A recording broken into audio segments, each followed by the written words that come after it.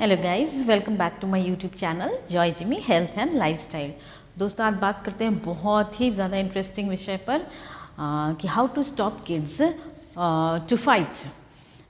देखिए, ऐसा अमूमन देखा गया है, आप कॉमनली देखेंगे कि जब बच्चे जब सेम एज के रहते हैं, सेम एज ग्रुप के, जब जैसे कि घर में रहते हैं, मान लीजिए मेरा बच्चा और मेरे बड़े भाई का बच्चा के एज का डिफरेंस है ओनली 6 मंथ।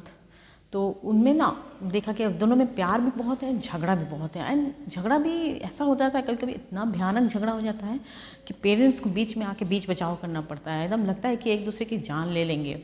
तो हम लोगों को कभी कभी ये चीज़ स्टॉप करवाना है बच्चों के बीच में कि कैसे स्टॉप करें फाइट्स।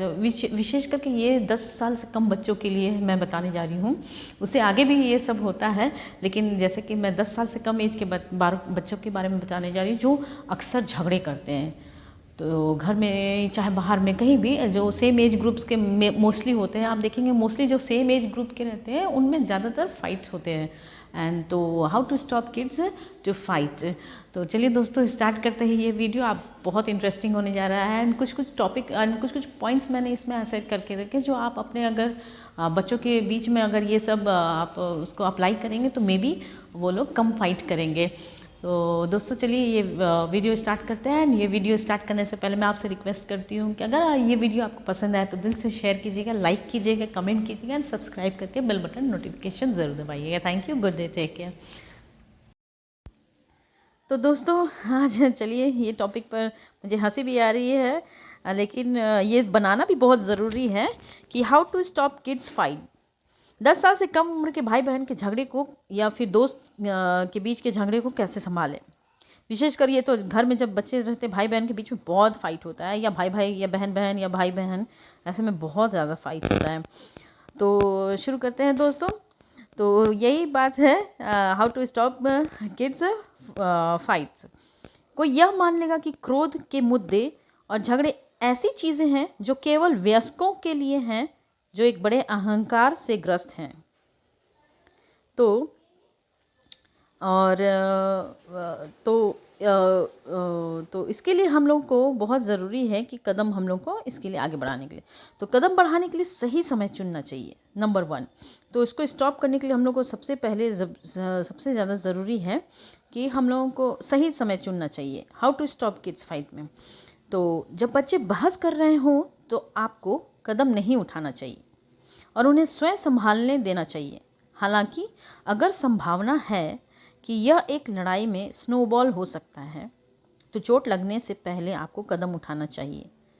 रोना शुरू होने से पहले हस्तक्षेप करने और लड़ाई रोकने का एक अच्छा समय है।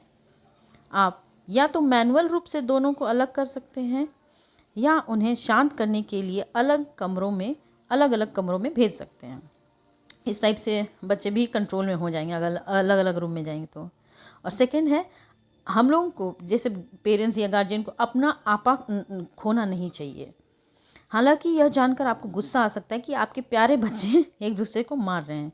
आपको शांत रहना चाहिए, चाहे उन्होंने आपकी पसंदीदा डिश या सामान या कोई फेवरेट चीज़ को तोड़ दिया हो या कोई नुकसान पहुंचाया हो। शांत रहें और इस मुद्दे को सकारात्मक रूप से संबोधित करें। यह अच्छे व्यवहार का एक उदाहरण स्थापित करता है जिसका आप अपने बच्चों से अनुसरण करना चाहते हैं। नहीं तो उनको भी, अगर आपको देखेगा गुस्सा इस टाइप से, तो उनको भी और गुस्सा एंड फाइट, उनको भी लगे कि चलो हम लोग भी आगे करते हैं फाइट ये सब। तो और थर्ड पॉइंट ये है कि सुनिश्चित करें कि लड़ाई के परिणाम उचित हैं। एक बार जब बच्चे शांत हो जाते हैं तो आप उनसे इस मुद्दे के बारे में बात कर सकते हैं और उनमें से प्रत्येक के लिए उचित परिणामों की घोषणा कर सकते हैं। उदाहरण के लिए, यदि विवाद किसी खिलौनों को लेकर था तो आप यह सुनिश्चित कर सकते हैं कि किसी भी बच्चे को कोई खिलौना ना मिले। यह भविष्य में लड़ाई को हतोत्साहित कर सकता है। मान लीजिए आपके 2 बच्चे हैं, उसमें से आपने एक बच्चे को दे दिया खिलौना और दूसरे को नहीं दिया, तो उसमें से एक को हर्ट हो सकता है। तो ऐसा कीजिए कि दोनों बच्चों को मत खिलौना दीजिए एंड उसको छुपा कर रख दीजिए, तो दोनों शांत हो जाएंगे एंड दोनों फिर अगेन खेलने लगेंगे, यह सोच के कि ओके दोनों को नहीं मिला तो चलो फिर। एंड उसके बाद का पॉइंट है 4th पॉइंट, बच्चों के बीच मध्यस्थता तर्क। चाहे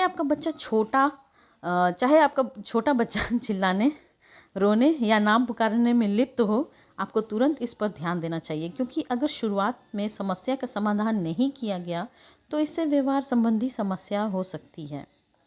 तो ये सब चीज़ है दोस्तों, हम लोगों को अपने बच्चों के बीच में बहुत ही ज़्यादा केयरिंग होना चाहिए। जब ये लोग जब लड़ाई करने लगते हैं तो आप कभी कभी देखेंगे कि लोग एक दूसरे को इतना ज़्यादा मार देते हैं, कभी कभी इतना ज़्यादा उनमें प्यार भी बहुत रहता है एंड लेकिन जब फाइट होता है तो ये लोग चाहते हैं एक दूसरे को आप देखिए विशेष करके बच्चे लोग बाल पकड़ेंगे एक दूसरे का, एक दूसरे को घूसा मारेंगे, कहाँ मार रहे हैं इनको खुद भी नहीं पता चलता है, अचानक से चोट लग जाता है एंड ये लोग रोने लगते हैं। एंड तो हम लोगों को चाहिए दोस्तों कि हम लोगों को बच्चे को किसी भी हालत में इनको चोट लगने से पहले ही स्टॉप कर देना है, ताकि इनको चोट ना लगे। और जो भी अगर फेवरेट खिलौना के बीच में अगर इनका फाइट हो रहा है, इनका फाइट चल रहा है, तो वो फेवरेट खिलौना का मान लीजिए एक ही खिलौना है, दोनों के बीच में आपको इसे भी पहले मैंने समझाया, तो वो स्टॉप कर दीजिए बिल्कुल, मतलब कि वो खिलौना को ही छुपा दीजिए एंड नेक्स्ट डे फिर आप उस टाइप से एक खिलौना एक और एक्स्ट्रा ले आइए, ताकि दोनों के बीच में दोनों के पास अपना अपना खिलौना हो, ताकि अपना अपना खिलौना से खेल सकें। तो यही सारे पॉइंट्स हैं दोस्तों। तो ये सब यूज़ करके हम लोग अपने बच्चों को भाई भाई या बहन बहन या भाई बहन के बीच की लड़ाइयों को स्टॉप कर सकते हैं और आगे ज़्यादा इसको बढ़ने से हम लोग रोक सकते हैं। तो इसी तरह से दोस्तों अपने बच्चों को स्टॉप कीजिएगा। मेरे घर में तो अक्सर ये सब देखा जाता है। दो बच्चे हैं जो 2-3 बच्चे हैं, दो ये लोग एक ही उम्र के हैं तो हम लोग के बीच में ये सब देखा जाता है, स्टॉप करते हैं हम लोग लड़ाई करते करते, कभी हम ही लोग थक जाते हैं। तो दोस्तों आप बताइएगा, मुझे कमेंट कीजिएगा दोस्तों ये कैसा लगा। ये छोटा सा वीडियो मैंने आप लोगों के लिए बनाया था, क्योंकि बच्चे हर घर में होते हैं, लड़ाई करते हैं। अगर आपको पसंद आया तो दिल से शेयर कीजिएगा, लाइक कीजिए, कमेंट करके सब्सक्राइब करके